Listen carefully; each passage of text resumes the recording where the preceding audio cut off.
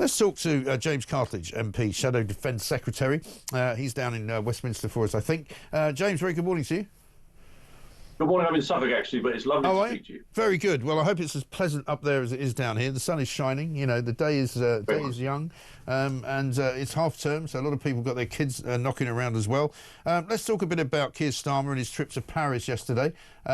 He's already sort of getting ahead of himself. Olaf Scholz says that his announcement about sending peacekeeping troops into Ukraine at some point from this country is premature and very, very inappropriate. What do you think of what he said?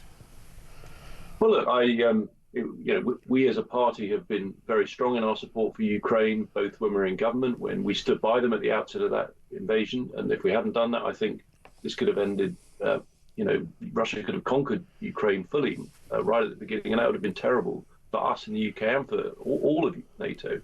And in opposition, we've stood by the government because we think it's the right thing to do in backing Ukraine. Of course, on the specific question of, peacekeeping troops, etc., I do think that before considering that, you'd need to learn a lot more detail on really important questions like what would the terms of engagement be and so on. Yeah. So really, my priority at the moment, I say two things, two key points. Number one, Ukraine must have a voice in these negotiations. They sort of a principal voice. And number two, we do want to see the government getting on with increasing defence spending, and not just increasing it, getting on with it quickly, so that we can start ordering all of the equipment and munitions we need urgently, not least to replace the stuff we've given to Ukraine. And is it not the case, though, that if you suddenly invited Ukraine and Russia into a room together, that it would last about 2 minutes, and that one of them would stand up and walk out, or one of them would have a flounce out, or something like that would happen? I just had a row with Dan Hodges, not particularly a row, but he said that he thought that Donald Trump was doing the wrong thing by launching these peace talks. Surely the fact that the peace talks are even happening is a good thing, and you kind of go with that and you move with the momentum of it, and you see. I don't believe for a minute that Ukraine will be locked out of any kind of settlement that's made, because that wouldn't be practical. I think it's a good point. I don't think it would be sustainable if they were locked out. I don't think it would become material, quite frankly. As to your point, I think you're right. First of all, look, it's going to be a drawn-out process, isn't it? It's not just going to all suddenly happen overnight. We all want peace. Who wouldn't want peace? We all want this to end.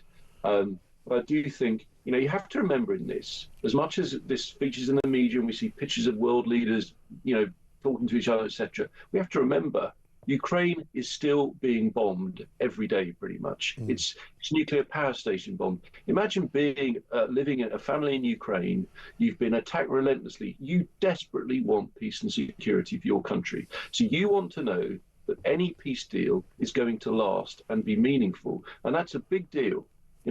We can't possibly know what it's like to be in that position. We're very fortunate we haven't had attacks on this country since the Second World War, at least in terms of our homeland. Yeah. Not meaningfully, not in an existential way. And so it must be terrible to be in that position. So they will be craving that security. So Ukraine must have a voice, and we must have a meaningful negotiation. And to that extent, we do support the Prime Minister in going to see the President, engaging with European partners, and we hope that we can build that process that involves Ukraine. Right. And what do you make of the compromises that are going to have to be made in terms of government spending, if they are going to be made? Keir Starmer says he's going to go to 2.5% on defence, but he won't go any further. Donald Trump and J.D. Vance have more or less suggested that all European countries should be more responsible for their own defence, and they should spend more money. The Tories didn't quite get it to 2.5%, I think I'm right in saying. So where would you be on that number? So two things to that. First of all, you're absolutely spot on, Mike, to talk about this issue and how you pay for it, because it's easy to forget that. People talk about percentage figures. Well, the money's got to come from somewhere. Yeah. So in terms of the second point, in terms of what we would have done, as a very short history recap, defence spending fell every year pretty much since the Cold War started to end in 1985 when Gorbachev became president.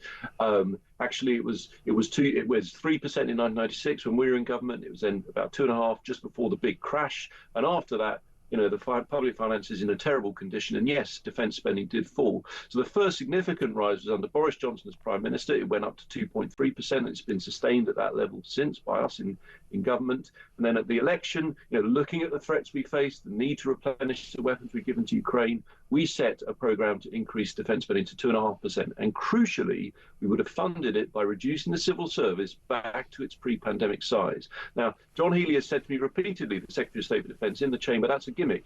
He thinks that because, of course, for Labour, reducing the civil service is something they wouldn't contemplate. We feel, as a party, that we'd rather have more money for armed forces than a big civil service. That was a choice we were willing to make. So hopefully that gives an idea to the government if they are finally going to deliver higher defence spending. Yeah, I mean, Rachel Reeves is in one of I think the Times today, suggesting that they're going to cut back on government spending in every single department by around about 11%. I mean, I can't see that happening. Can you? Well, I think the language they use is unprotected departments. So what they mean, I think, and obviously it's difficult to know really with Rachel Reeves exactly what she means, but I think what that means is, for example, health, education, and of course now defence presumably would increase in real terms, or by whatever the amount extra is going to go to defence to get it up to 2.5% or whatever, and then other departments take a disproportionately higher hit. That's the only logical thing that can mean, and you've seen figures bandied around. But look, the crazy thing about this is this must have been obvious when they came to power. Yeah. We said we'd reduce the size of the civil service. This is dismissed. We said you've got to be tougher on welfare, which, we have to accept after the pandemic. For all kinds of reasons, people left the labour market and disability benefit went up. We had a plan to deal with that. And I'm not saying we got everything right, but it must have been obvious on coming to power they were going to have some serious thinking about the size of the civil service, the amount we spend on benefits, if we want to fund defence, which is the most important role of government. So I think finally they're waking up to that. I do think it's been a bit late, but let's hope they finally get on with it, Mike. Well, that would be nice. But I mean, I seem to remember, and I'm sure you do as well, that just before the election, we had an awful lot of people from Labour talking about how nothing would be done that was not fully costed, about how ready they were for government, about how they knew that they were going to hit the ground running in every single department. The mantra was that, suddenly the grown-ups are going to be back in charge. Well, if these are the grown-ups, I mean, God's sake, what their children are going to be like. Well, that's a very good point. I mean, I always find the following statistic extraordinary, right? When they talk about, the inheritance they had and the things they had to do with, just remember this.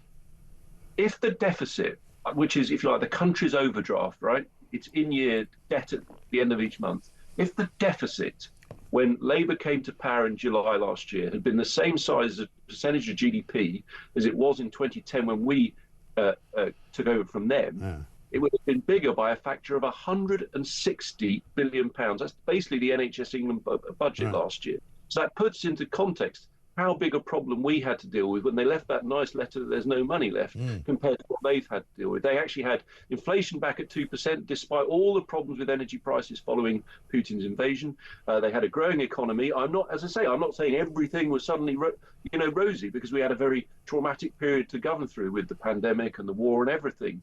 But I think, as you rightly say, Mike, they could have surely seen the writing on the wall that you can't just keep taxing. You do have to look at the fact that civil service is much bigger than it needs to be. That when so many people have withdrawn from the labour market, I'm afraid you have to get tough with that and start getting. That's where the heavy lifting's got to be from the public finances. Not ever more taxes. We've got to get welfare under control. We've got to reduce the size of civil service and be more efficient. And yes, deal with wasted expenditure. And finally, Mike, it would help if instead of rushing through a deal to lease back a military base in Diego Garcia for, 18 billion, we spent that money on our armed forces. Yes, I couldn't agree more. I mean, the last time I had a Labour minister on, which was quite a long time ago, I suggested to them that the economy was in much better shape in June of last year than it is now, and they haven't been back on since.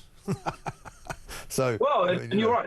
And look at farmers. I mean, crying out, I have an agricultural constituency here in sunny Suffolk, and it's very, very sunny, and I'm delighted to say that. I'm very passionate about farming because it isn't just about the food on the plate. They look after the countryside and the beautiful scenery we take for granted. They are being hit with a tax that is existential. This is not an exaggeration. The family farm tax could wipe them out. So, they're making some terrible decisions, Labour, and I hope on defence they finally get it right and wake up to the fact we've got to prioritise defence of the realm, which is the number one responsibility of government. Yeah, I couldn't agree with you more.